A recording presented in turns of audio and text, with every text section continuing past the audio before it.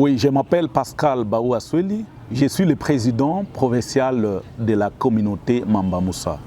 Je voulais profiter de cette occasion pour faire une mise au point par rapport au CD mémo random signé par certains membres de ma communauté qui est devenu viral actuellement dans le niveau des réseaux sociaux. D'abord, je remercie Dieu Tout-Puissant à cause de cette circonstance qui a fait que les gens puissent écrire des mémos contre moi.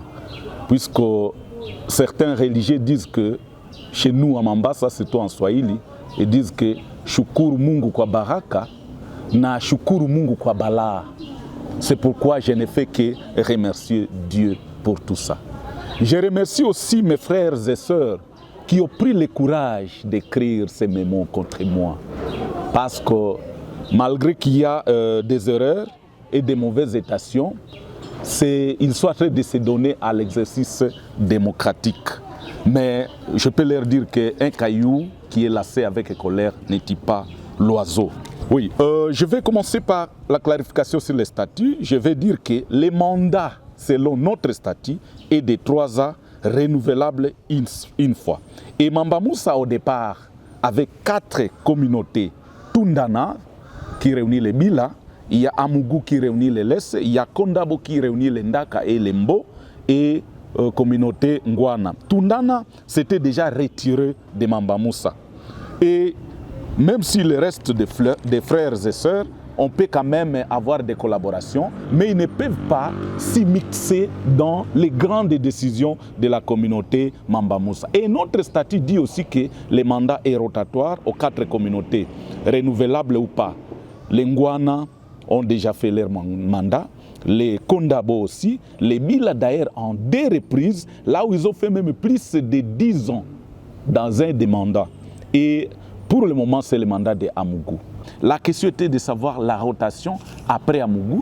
Ça devait retourner à la case initiale, c'est-à-dire Ongwana, mais malheureusement, cela n'a pas eu lieu. Il y a eu une zone de turbulence qui a commencé avec la défection des Tundana de la communauté Mamba Moussa.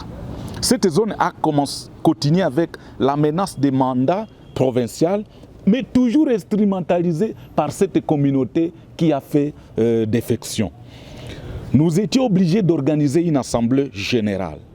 Pendant l'assemblée générale, le membre avait jugé mon bilan positif. Mais chose drôle, à cause de haine viscérale de certains membres, ils ont refusé que je puisse redoubler les mandats. Alors, nous étions prêts, à sorte que nous puissions respecter l'état et la volonté déjà. Il fallait qu'on puisse faire la rotation selon les statuts. C'est-à-dire selon la rotation, ça devait aller au niveau des Ngwana. Mais malheureusement, les autres communautés, surtout les Bila et les Ndaka et les Mbo, ils ont refusé ça. Et cette réunion était terminée en quai des poissons. Par après, il y a eu de l'insécurité en territoire de Mambasa. L'audience nous avait été accordée par le gouverneur militaire, le lieutenant général Johnny Luboya Kachama, dont je salue à passant, à cause de cette insécurité grandissante en territoire de Mambasa. Malheureusement, les ennemis de la paix à Mambasa avaient commencé à nous menacer à partir de ces moments, et c'est à partir de là que nous arrivons même aujourd'hui au niveau de ce que j'appelle le pseudo-mémorandum qui est donné aujourd'hui et qui a même des irrégularités. Il y a des irrégularités par rapport à l'authenticité même du mémorandum. Je vais relever 5 points. Le premier point, il y a des gens qui ont signé ce mémorandum sans avoir lu les mémos. Deuxièmement, il y a une communauté qui était exclue intentionnellement, la communauté Ngwana. Et il y a une communauté dissidente, c'est-à-dire Tundana, qui est signataire.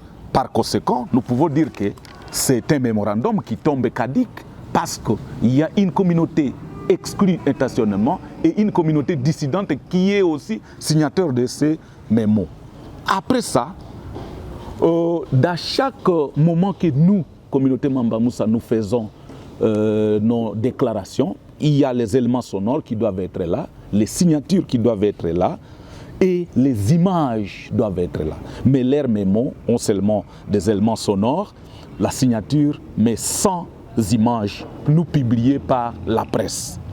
C'est que même il y a des membres fantômes qu'on trouve sur la liste, les membres qui ne se sont jamais présentés au niveau de nos assemblées générales. Ça, ce sont les 5 raisons qui font que nous puissions déclarer ces mémorandums-là de nil et caducs. Alors, nous voyons que les fondements de ces mémorandums, c'était des manipulations politiques ou politiciennes, des politiciens mal étationnés de Mambasa. Ces politiciens ont commencé à nous menacer depuis l'audience avec les gouverneurs. Dans les forums de Mamba Moussa, il y a ceux qui ont profané même l'état de siège.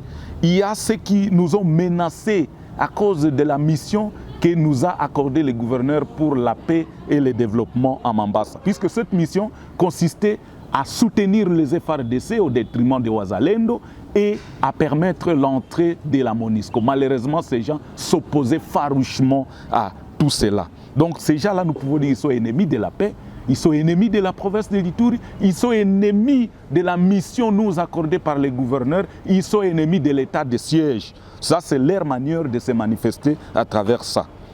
Et même les lecteurs de ces mémorandums, nous pouvons nous poser des questions. Il n'a aucune qualité puisqu'il est membre de la communauté dissidente de Tundana. Deuxièmement, que ce mémorandum est non valable puisque c'est émaillé de beaucoup d'irrégularités. Il y a la communauté Tundana qui est dissidente, qui a été présente, mais la communauté Ngwana, elle a été exclue étationnellement. À cause de ça, nous déclarons ce mémorandum caduc. Et comme recommandation, nous avons des recommandations à 3 volets. Premier volet, aux autorités provinciales. Il est question que les autorités provinciales puissent voir qui sont ennemis de la paix et qui sont pour la paix à Mambasa. Et que ces ennemis de la paix soient mis hors d'état de nuire. Et au président de l'INADI, nous faisons confiance à lui. Nous demanderons au président de l'INADI de ne pas se laisser duper ou passer sur la peau de banane tendue par les hommes politiques de Mambasa mal étationnés, manipulateurs des communautés dans les négatifs. Et nous lui conseillerons, donc au président de l'INADI, qu'il puisse parler peut-être avec Tundana, que Tundana puisse rentrer dans la bergerie, qu'il puisse rentrer dans Mamba Moussa. Ça lui donnerait des qualités pour parler, pour discuter de la gestion de Mamba Moussa. Mais dès lors qu'ils se sont déjà soutirés de Mamba Moussa, ils n'ont pas qualité de parler de la gestion. On ne peut pas dire une chose et son contraire, on ne peut pas appartenir dans une maison et être à l'extérieur au même moment. Et que le président de l'INADI puisse nous aider à arriver au dialogue des filles et fils de Mambasa pour qu'on puisse laver le linge sale en famille. La même communauté Tundana a boycotté ce dialogue alors que les partenaires avaient déjà les financements prêts pour qu'on puisse parler de ce dialogue. Nous, les membres des communautés, nous devons être apolitiques. Mais cela signifie que toute personne qui vit avec un projet de développement et de pacification, nous devons être derrière elle. Que ce soit qui, même s'il faut signer le pacte avec les diables pour la paix et le développement de Mambasa, nous, membres de la communauté Mamba Moussa, nous devons être prêts. Ça, c'est ce que je voulais profiter de vous dire par rapport à ces mémorandums, messieurs les journalistes.